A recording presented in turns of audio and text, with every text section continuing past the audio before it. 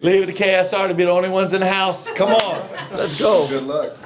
You can ask all the questions. We do have our camera rolling. All right. It's actually refreshing. It's wonderful. We're just having a one-on-one. Win 200.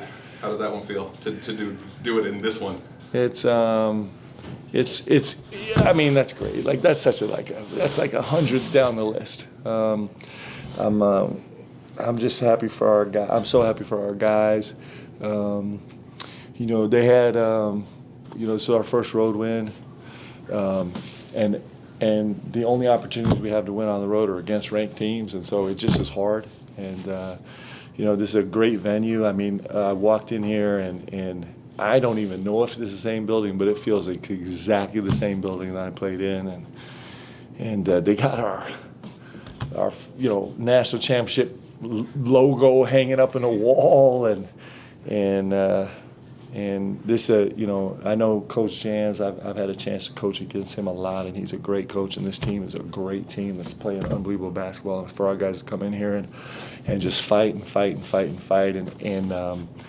and really answer some specific things that we've been struggling with. I'm really proud of our guys and happy for our guys, and they're really happy. So what an unbelievable night of basketball. It was pretty special. For Jax to kind of have the cold spell that he had been in, Yep. you kind of keep pouring that confidence into him and saying, you know, I believe in you, and to see that breakthrough in this environment for the first SEC road win, just like what is it? What does that breakthrough feel like? Yeah, Jax. I watching mean, my goodness,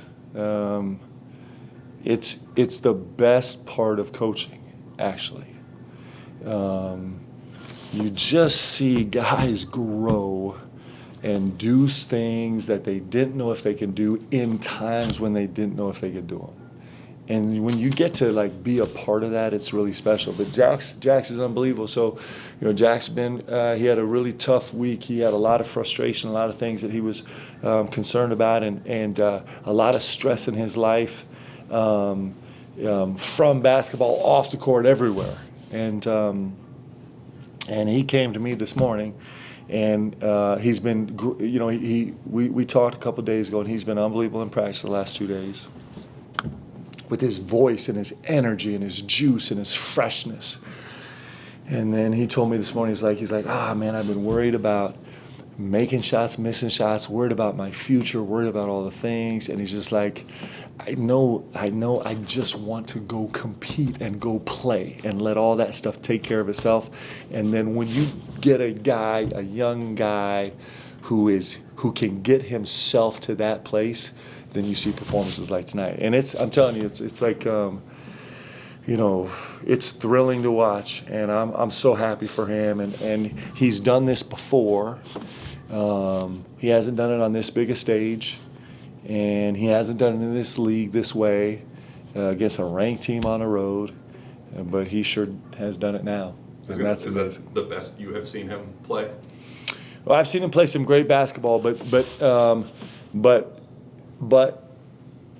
like, you know, I would put it this way: you see kids play great as 8th graders, and you see them play great as seniors in high school, and you see them play great, you know, other places. Then you see him like he's at the pinnacle. Right? He's wearing a Kentucky jersey, and he came into that in a Kentucky jersey in the toughest league in America against I don't know what they are, top 20 team that is probably one of the, you know, they're 25th ranked 25th defensively. I would put them as a top 10 defensive team. And with things, you know, with some frustration, carrying frustration into it, I've never seen him do it with all that before. It's pretty awesome. So he gets you to the 14-point lead. It flips to a 2-point lead, and then obviously, how do you kind of, you know, keep that confidence rolling and want to ride the waves and not call a timeout there? Do you wish that you would call a timeout with the momentum kind of flipping on its head the way it did? And then yeah, it's so interesting because you always, man, you just always want to have one in your pocket at least for late. You know, I've been there sometimes where you're just like, And I got a lot of faith in our guys that we can kind of figure it out. But you were balancing a lot. Amari's played massive minutes in the second half and had a huge assignment. And so you're just, we ended up buying him a minute just with substitution, which could have gone either way. And Lamont Butler is, just giving everything he's got out there. And so,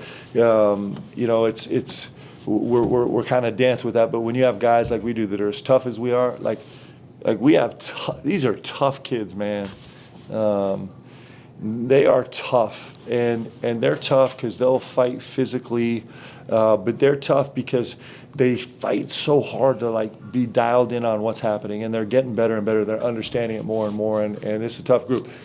No one else has done that this year. No one else has come in here and won, and it takes a tough group to do it, and that's what we got. We had a tough group. When it did feel like kind of on the verge of letting go of the rope, Ainsley being the one to hit those shots. How crazy was that sequence, and just kind of see him fire and fire and fire and let it fall? I mean, our guys, this Ainsley Elmanor is really special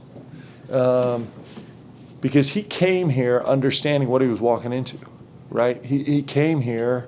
He came here understanding that our Andrew Carr was sitting there, and the roster was almost done. He's like, I'm coming anyway, man, because I want to come and I'm going to find a way to win games. And you probably remember me saying this. I've said this so many times. I'm telling you, Ainsley Almanor is a perfect fit for how we play, and he's going to win us some games.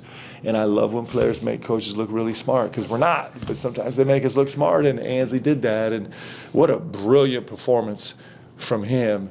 And I'm telling you, that's why you come to Kentucky. Because you cannot buy, I don't care if you're 100 times over billionaire, you can never, ever buy what Ainsley Almanor just did and what he just experienced. Never. There's no money, there's nothing they can buy but just the blood, sweat equity, and the courage to actually come here and then step up and do it. There's only one way to get it, and it's to do everything he's done to get here. And it's just I'm so happy for him, and it was fun, man. That was super fun. I know BBN was going crazy. I know BBN was like, hey, it's late. There's some here. It's late. It's awesome. Go Big Blue Chain. You said on pregame radio, Andrew dealt with back issues out all week. For him to gut it out the way that he did and step up and hit big shots and ones, just what kind of difference did he make? Yeah, I mean, Andrew Carr. We've talked a lot the last couple of days. He hasn't practiced. He hasn't done anything. A ton of credit to Brandon Wells and Randy Towner, our performance team, for even making it possible that he could play. And we sat down and had a long talk yesterday, and he's feeling so much stress because he's like, I don't want to, be out there if I'm not helping the team, but I want to help the team so bad. And then you look at him, he can't, it's the second straight game where he can't sit down during timeouts. And but he felt, he made it through shoot around today, and so we kind of came in and said, let's go through warm-ups before the game and just see. And then he got through warm-ups. He's like, I think I'm okay to try. And so it was kind of like every rotation, I'm making eye contact with Brandon Wells. I'm like, can we do more? Do we need to shut it down? Where are we? And Andrew ended up making huge plays, man. Huge plays, not just because he got a couple of N1s, but because he got some guys in foul trouble that really helped us. And he's a tough kid, man. He's a warrior. He's a really tough kid. He loves our team. When Josh steal some minutes with him 4 fouls in the second half, what was the kind of, when he comes back in, a chance to swing the momentum with Josh Hubbard shots and he misses them? Just what's the sigh of relief when those miss and you kind of get the momentum swing? Well, he made a whole bunch of them, man. It felt like he made a lot of them. He's a really special player. He's terrific. They have some really special players, down their roster. But I'm telling you, this is Cameron Matthews is a special player too. You never know anybody's dynamics, but I would guess their guys got to love playing with him too. But it was terrific team. This Mississippi State team is really good. They guard different, man. They make it really hard, and so it was what a fun battle this was tonight. Last one for me. 3-0 and bounce back games for you. What is that kind of identity for your team to be able to respond after a loss the way they have? That's our guys. They care. Our guys care. You know, it was, I think I can share this, but one of the most special moments I've had as a coach, you know, man, I wish everybody could get to know these kids, but Amari Williams is an incredibly special young man. Like, he's got a heart that, like, it's probably 3 times the size of a normal human's heart, and he loves our guys. He loves this team, and you feel it. And he's like got this protective thing where he wants to take care of our guys. He wants to fight for our guys. And so he did the pregame speech today, and it was only 2 sentences. And the first one was, he's just like, I just hope you guys know how much I love you. And you could feel it in the locker room, man. Like, I got emotional because I know how much he loves us, and I know how much we love him. And when you have a team that's put together that way, that's wearing Kentucky across their chest, these guys are going to come fight. We're not going to be perfect. You know, we're going to have hard times, for sure, but these guys want to represent Kentucky. They want it so bad, and they want to take care of each other so bad, and it makes it fun to coach, man. Fun to coach. Okay. Thanks, guys. Thank you guys.